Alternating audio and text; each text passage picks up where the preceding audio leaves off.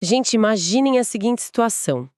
Imagina ter em mãos uma franquia que é, tipo, absolutamente lendária. Uhum. Daquelas que definem gerações mesmo. Exato.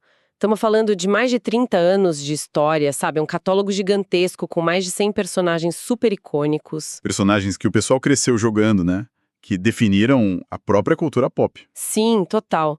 E aí chega aquele grande momento decisivo de levar tudo isso para o cinema de novo, de apresentar esse universo enorme nas telonas. E o que os realizadores fazem? Essa é a parte que dói. Eles olham para esses 100 personagens incrivelmente populares, lutadores que todo mundo implora para ver em ação, e pensam: ah, quer saber? Vamos ignorar todos eles. Pois é, vamos inventar um protagonista totalmente novo que absolutamente ninguém conhece e com quem ninguém se importa minimamente. São, cara. É bizarro, né? Muito. Quando a gente olha em retrospecto, parece quase um experimento sociológico de estúdio, sabe? Aham. Focado em testar até onde vai a paciência e a lealdade de uma base de fãs que já estava estabelecida há décadas. Nossa, com certeza. E foi exatamente esse o cavalo de pau que a gente viu no reboot de 2021. Foi um banho de água fria. Total. E é por isso que, no nosso mergulho profundo de hoje, a nossa grande missão é destrinchar a continuação direta dessa história. Isso. Vamos falar de Mortal Kombat 2. Isso aí. Vamos analisar a fundo como Mortal Kombat 2 pega toda essa verdadeira bagunça conceitual que o filme anterior deixou, coloca a casa em ordem e, finalmente, entrega aquela fantasia violenta, absurda e gloriosamente despretensiosa que o material original sempre exigiu da gente. Ah, de cabeça nessa arena para debater os bastidores, as escolhas de roteiro e tudo mais, eu deixo aquele lembrete rápido para quem está nos ouvindo. Isso é super importante. Sim, não esqueçam de curtir e seguir o programa, gente. Isso é fundamental para garantir que ninguém perca nossos mergulhos semanais nesse universo insano do cinema e das adaptações. É só clicar aí no botãozinho, não custa nada. Perfeito. Então vamos lá. Como é que o roteirista Jeremy Slater assume essa herança super complicada de 2021 e consegue, de fato, realinhar o foco? Então, para a gente entender a mecânica dessa solução, a gente precisa primeiro diagnosticar o erro estrutural de 2021 de uma forma mais, técnica, sabe? Me conta mais sobre isso. Não foi só uma escolha ruim de personagem. Foi uma falha completa de tradução da propriedade intelectual. Como assim tradução?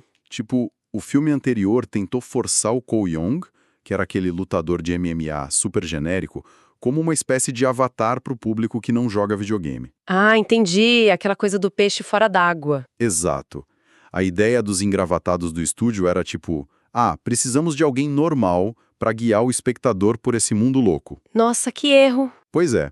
E para dar um peso falso a isso, eles amarraram a origem dele, a linhagem do Scorpion e revestiram a coisa toda com um verniz de drama familiar hiperrealista. Mas peraí, eu preciso questionar um pouco essa premissa de que aterrar a história na realidade foi o problema central. Manda bala. Se a gente olhar para a indústria na última década, essa fórmula de pegar personagens cartunescos e trazer para uma realidade mais dura, mais sombria, funcionou incrivelmente bem para o Batman do Christopher Nolan, por exemplo. Sim, o Cavaleiro das Trevas é a prova viva disso. Então, por que os estúdios acharam que essa mesma fórmula funcionaria aqui e por que ela falhou de um jeito tão espetacular em Mortal Kombat? Olha, essa é uma comparação excelente que você trouxe.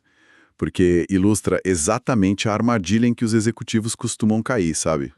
A fórmula do Nolan funciona para o Batman porque, na sua essência, o Batman é só um cara rico, sem poderes, lidando com a corrupção urbana, a máfia e o crime organizado. Verdade, é uma premissa muito mais palpável. Exato, a premissa suporta esse realismo todo.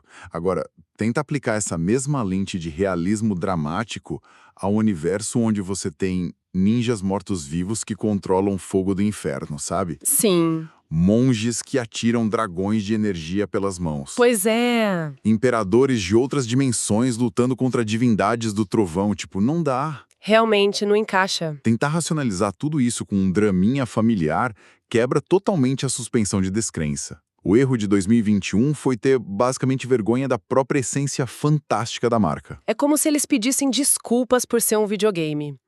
Eu fico pensando que o filme de 2021 foi igual a ir numa churrascaria maravilhosa e ser obrigado a comer só a salada do couve-flor a noite inteira. Nossa, essa analogia é perfeita. Foi exatamente isso. A gente só comeu alface. Mas pelo que a gente estudou das fontes, o que Mortal Kombat 2 faz é descartar essa vergonha logo de cara, não é? Totalmente.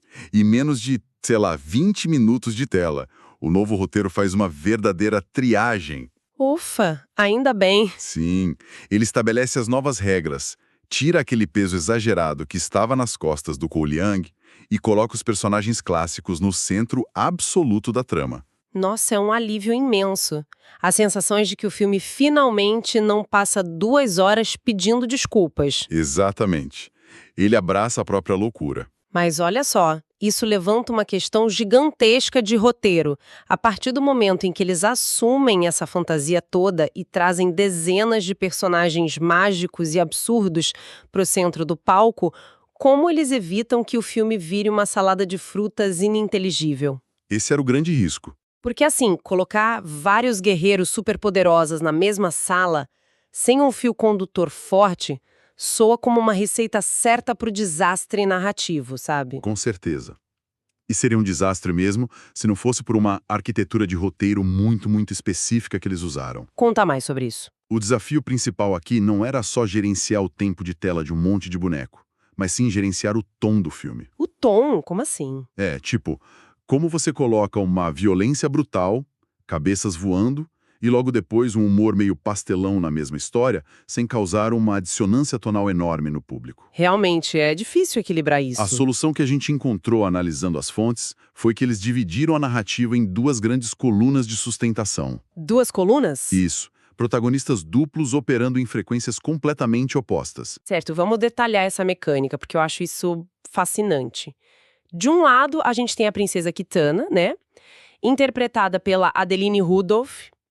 Exato. Pelo que eu entendi lendo o material, é ela quem carrega o piano do drama nas costas. É isso mesmo? Precisamente. A Kitana é representante das apostas altas da história. A parte séria do negócio. Isso. A jornada dela envolve ver o próprio mundo ser devastado e subjugado pelo imperador Shao Kahn. E, cara, a gente precisa falar sobre a construção desse vilão. Sim, o Marty Ford está gigante no papel. O Shao Kahn não é concebido como aquele vilão carismático ou irônico da Marvel, sabe? Aquele que faz piadinhas enquanto destrói uma cidade. Ah, o famoso vilão engraçadinho. Ele não tem nada disso. Ele é uma força da natureza, brutal, sádico, puramente violento. Dá medo mesmo. Quando a câmera foca no núcleo da Kitana e da Jade, o público sente que existe um perigo real ali. Tem um peso nas consequências. Deixa eu ver se consigo visualizar isso em termos de estrutura. Tipo uma metáfora. É como se a narrativa fosse um motor de carro, sabe? Opa, gosto de metáforas de carro. O núcleo da Kitana e do Shao Kahn seria o torque. É aquela força bruta do motor que impulsiona a história para frente, que cria o atrito necessário. Exato, o que faz a roda girar. Isso, porque se a gente tivesse apenas as piadas, o carro nem sairia do lugar. Ia ser só uma paródia vazia. Ia virar um todo mundo em pânico do Mortal Kombat. Exatamente. Mas ao mesmo tempo, se a história ficasse presa só nesse drama super pesado de dominação mundial e genocídio, o público não ia aguentar a viagem. Iria ficar muito denso. Faltava alguma coisa para absorver esse impacto todo. Nossa, essa analogia do motor foi perfeita, porque se o núcleo dramático é o torque, o núcleo cômico funciona exatamente como o amortecedor da história. Ah, o amortecedor, faz sentido. E é aí que entra a nossa segunda coluna de sustentação. O Johnny Cage. Ele mesmo, Johnny Cage. Enquanto a Kitana tá lá lidando com um genocídio interdimensional pesado, o Johnny Cage lidera aquele grupo da Terra. Que agora acomoda super bem o Cole Young, a Sonya Blade e o Jax, né? Sim, de um jeito bem mais orgânico agora. E o Cage é basicamente a lente através da qual o público processa todo o absurdo desse universo. Ele é a nossa voz ali dentro. Total. Ele é o alívio imediato para toda a tensão que o núcleo da Kitana fica construindo. E aí a gente entra num dos pontos mais debatidos e, sinceramente, mais arriscados de toda a produção. A escalação do Karl Urban para viver o Johnny Cage. Ah, isso deu o que falar na época. Confesso que, quando eu vi essa notícia pela primeira vez, eu fiquei chocada. Achei uma escolha estranhíssima. Sim, muita gente achou. Eu, inclusive, fiquei surpreso. Porque, assim, o Karl Urban passou as últimas décadas consolidado como aquele arquétipo do brucutu, o cara durão, estoico e super violento. Sim, é só olhar pro currículo dele. Exato. Basta lembrar do Juiz Dredd, do Dr. McCoy em Star Trek ou, principalmente, do William Butcher na série The Boys. O Butcher é o suprassumo do cara durão amargurado. Sim. O risco dele simplesmente ligar o piloto automático no set e entregar um Johnny Cage que parecesse um psicopata carrancudo era altíssimo. Era o medo de 90% da crítica. Aquela famosa armadilha do typecasting, né? Que agora o ator fica preso a um único tipo de papel. Exatamente.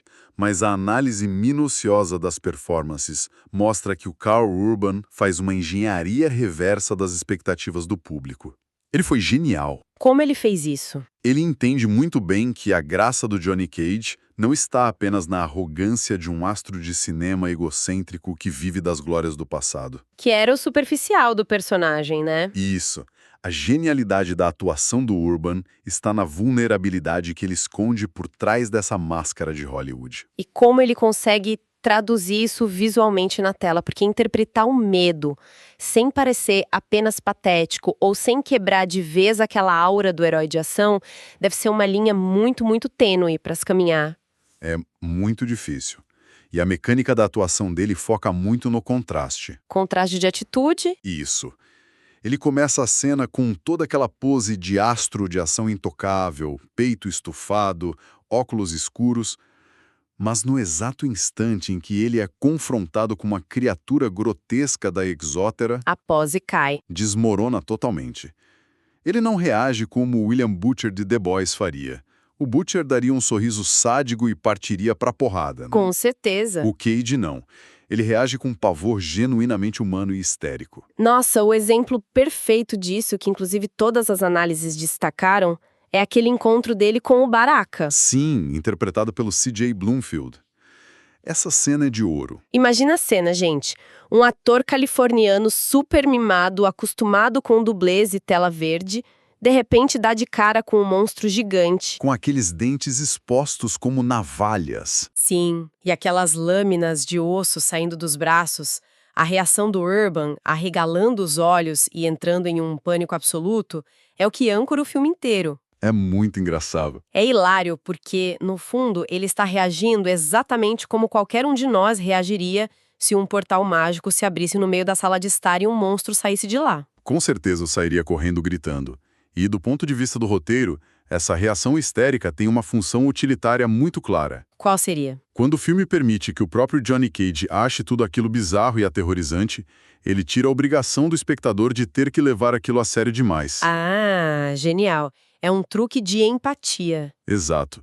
O personagem basicamente aponta o dedo pro quão absurda é a situação toda, o público ri concordando com ele e a suspensão da descrença é mantida intacta. É uma válvula de escape perfeita. É isso. Essa válvula permite que o roteiro transite imediatamente de volta para uma cena letal e super séria com o Shao Kahn, sem que o filme pareça, sei lá, esquizofrênico. Faz todo o sentido do mundo. Então, como resultado direto de ter acertado em cheio nesse balanço... Que é a tensão da princesa desesperada de um lado e o ator em pânico existencial do outro. Isso. O filme finalmente ganha permissão estrutural para realmente abraçar sua identidade estética de vez. E as fontes apontam que é bem neste momento que o filme vira um autêntico carnaval banhado a sangue. Exatamente. Carnaval banhado a sangue é a melhor definição. Quando o tom da história está seguro, a estética pode finalmente florescer. Ficar sem amarras. O conceito artístico que eles exploram muito aqui é o de camp, sabe? E vale a pena a gente destrinchar o que isso significa no contexto de um cinema de ação. Por favor, acho que muita gente confunde camp com um filme ruim. Pois é, e não é. Camp é o exagero totalmente intencional. É aquela teatralidade levada a um nível tão extremo onde o artificial se torna arte. É abraçar a galhofa com amor. Perfeito. Fazer camp é incrivelmente difícil, na verdade, porque exige um comprometimento absoluto de todo mundo envolvido. Como assim? Se os atores derem, sei lá, uma piscadinha irônica para a câmera, mostrando que eles sabem que aquilo é meio bobo, a ilusão quebra na hora. O filme precisa levar o seu próprio absurdo muito a sério para que o público se divirta de verdade com ele. Nossa, é a mesma energia daquele filme cult de 1995, não é? Totalmente. Aquele filme é a essência do camp. Aquele longa marcou época justamente porque não tinha a menor vergonha de colocar lutadores em cenários bizarros com neblina roxa. Lutando contra bonecos animatrônicos. Exato.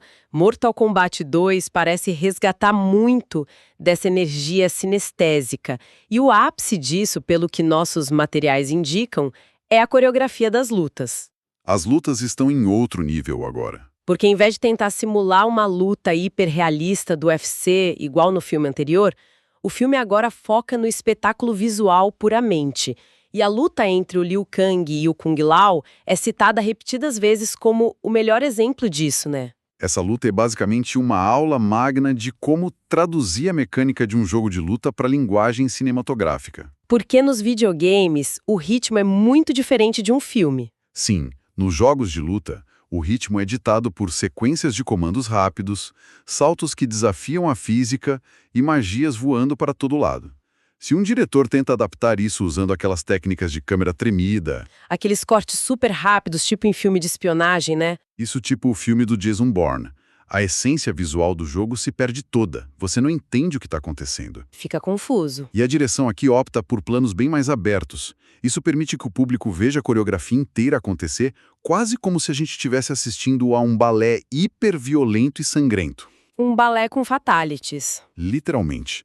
Eles usam aqueles cenários exóticos, os figurinos mega saturados e os golpes clássicos não só como um fanservice barato, mas como os próprios blocos de construção das cenas de ação. Isso me faz pensar em qual é a verdadeira intenção por trás da direção de arte e desse ritmo frenético do filme. A sensação que dá não é a de estarem tentando criar uma obra de arte solene para ser exibida num festival de cinema europeu, sabe? Longe disso. E que bom que não. O clima todo, a textura emocional do filme, busquem emular aquela memória afetiva muito, muito específica que todo mundo que jogou tem. Que é jogar com a galera. Exato. É a sensação de reunir um grupo de amigos numa sexta-feira à noite, no sofá, com todo mundo apertando os botões do controle freneticamente. Comendo uma pizza fria. Isso. E gritando em plenos pulmões quando alguém finalmente acerta um fatality quase impossível.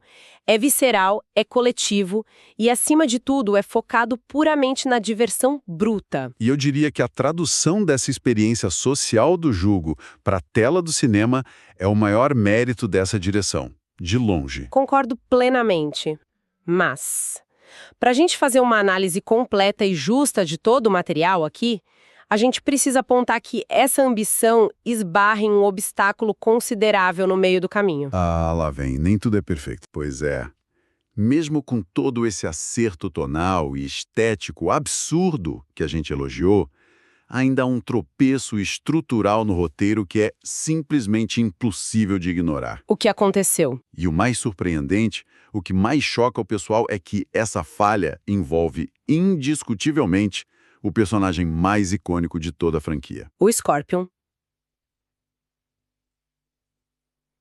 Gente, o que é de uma ironia brutal, né? Se a gente parar pra pensar no contexto histórico recente. Total ironia. Porque no primeiro filme, a atuação do Hiroyuki Sanada como Hanzo Hasashi não só foi super aclamada, como muita gente dizia que ele era a única coisa que salvava o longa de um desastre completo. Ele carregou o filme de 2021 nas costas. Sim, ele trouxe uma carga dramática impressionante para um filme que não sabia o que queria ser. Mas agora, em Mortal Kombat 2, a inclusão dele vira um problema. Um problema sério de ritmo. Como é que o maior trunfo do primeiro filme se transforma na maior âncora do segundo? Qual é a mecânica desse erro? É um clássico problema de integração de tramas paralelas no roteiro, ou o que a gente chama na teoria de dissonância entre a trama principal e a trama secundária. Como assim? É que, no roteiro do filme, enquanto a trama principal flui maravilhosamente bem com aquele choque cultural hilário do Johnny Cage, mas o perigo iminente do Shao Kahn e a dinâmica do torneio,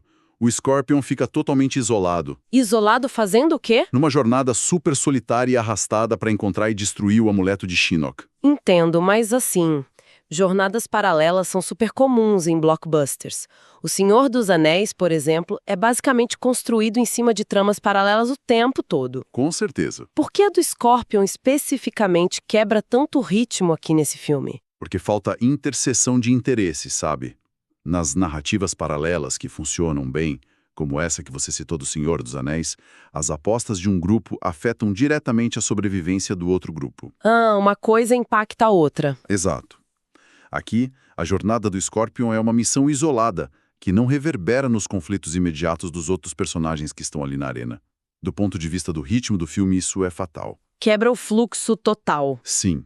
A energia da história principal está ali nas interações divertidas dos personagens e nas lutas espetaculares na arena, quando o roteiro corta do nada dessa festa frenética e super interativa para focar no Scorpion vagando sozinho. Lendo, sei lá, o equivalente a um manual de instruções gigantesco sobre a mitologia daquele amuleto. Isso. O momento da narrativa simplesmente despenca, a adrenalina zera. Nossa, é como se você estivesse na melhor balada da sua vida e de repente o DJ para a música do nada, acende todas as luzes da boate, pega o microfone e começa a ler a enciclopédia da história da música eletrônica para o público. Nossa, é exatamente essa a sensação. Quebra a magia na hora. Parece um caso clássico de obrigação contratual. É. Ou talvez um medo absurdo de desagradar os fãs mais hardcore. Com certeza rolou uma pressão ali. Eles tinham esse ator maravilhoso em mãos, sabiam que o público amava o Scorpion loucamente, sentiram que precisavam dar um arco exclusivo e épico para ele, mas simplesmente não conseguiram costurar isso de forma orgânica no tecido dessa nova história mais ágil. É bem por aí. É o perigo do famoso fanservice quando ele não é calcado na estrutura narrativa. Fica sobrando. Sim. Uma sequência muitas vezes tenta carregar a todo custo os elementos que deram sucesso no original, mesmo quando a nova direção não comporta mais esses elementos tão bem. E aí a engrenagem trava. Forçar a barra para isolar o Scorpion apenas para garantir que ele tenha tempo de tela acaba sendo, no fim das contas, um desserviço à própria dinâmica ágil que esse novo roteiro lutou tanto para construir. O que comprova que, por mais brilhante e corajoso que seja o acerto de tom, equilibrar peças e mitologias gigantescas acumuladas por 30 anos, num escopo de só 2 horinhas de filme, é uma engenharia que beira o impossível mesmo. Sempre vai sobrar alguma engrenagem fora do lugar, não tem jeito. Verdade. Mas olha, vamos amarrar tudo isso que a gente discutiu. Ao sintetizar todo o nosso mergulho nesses bastidores, nas escolhas criativas malucas e na recepção da obra, fica extremamente claro uma coisa. O que seria? Mortal Kombat 2 alcança o status de triunfo não por ser um filme certinho, impecável ou sem falhas de montagem, mas porque ele tomou uma decisão incrivelmente corajosa De abraçar o caos. Exatamente. Ele decidiu abandonar aquela seriedade forçada que nunca foi de fato natural a esse universo. A palavra-chave que define o sucesso desta obra é autoconsciência. Perfeito. Ao rejeitar a armadilha de tentar ser um drama realista, sombrio e depressivo, o filme reverencia a visão original lá dos criadores do jogo, o Ed Boon e o John Tobias. Que eram geniais. Eles conceberam lá na década de 90 um produto cujo único objetivo era causar choque visual e proporcionar diversão sem amarras para a molecada. E era exatamente isso que a gente sentia. E o filme finalmente entra em sintonia com essa frequência exata, garantindo sequências hilárias, combates completamente surreais e uma paleta de cores super vibrante que abraça a fantasia, deixando a audiência com um sorriso genuíno de ponta a ponta. É o carnaval banhado a sangue que a gente sempre mereceu ver no cinema. É uma obra que entende perfeitamente o seu lugar e o seu propósito no mundo, sabe? Focada na alegria catártica da pancadaria virtual, sem precisar pedir desculpas por isso. Não precisa pedir desculpa por ser divertido. Jamais. E olha, para fecharmos o nosso mergulho de hoje, eu quero propor uma reflexão final.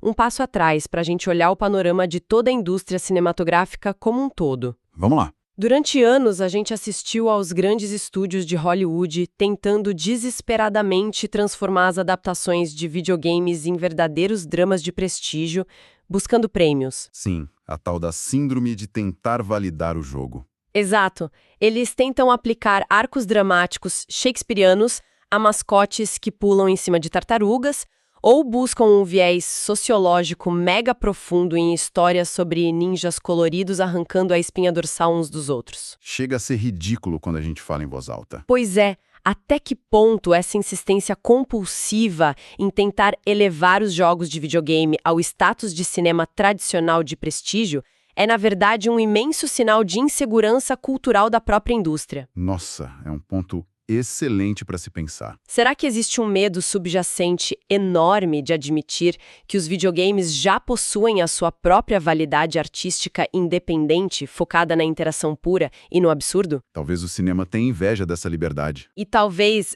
o Mortal Kombat 2 é um argumento fortíssimo a favor disso. Talvez o verdadeiro e definitivo auge do cinema de entretenimento seja simplesmente parar de tentar se justificar o tempo todo. Só entregar o que a obra é. Isso, ter a coragem absoluta e inabalável de ser tão gloriosamente ridículo, tão maravilhosamente visceral e tão incrivelmente divertido quanto o próprio material de origem que o inspirou. Assina embaixo. Então fica a reflexão para todo mundo. Pensem um pouco sobre essa linha muito tênue entre a busca pelo prestígio e a pura e simples diversão. Da próxima vez que o pessoal for dar um play num jogo ou comprar um ingresso de cinema numa sexta-feira à noite. É sobre aproveitar a jornada. Com certeza. Bom, a gente vai ficando por aqui. Muito obrigada pela companhia e nos vemos no próximo mergulho.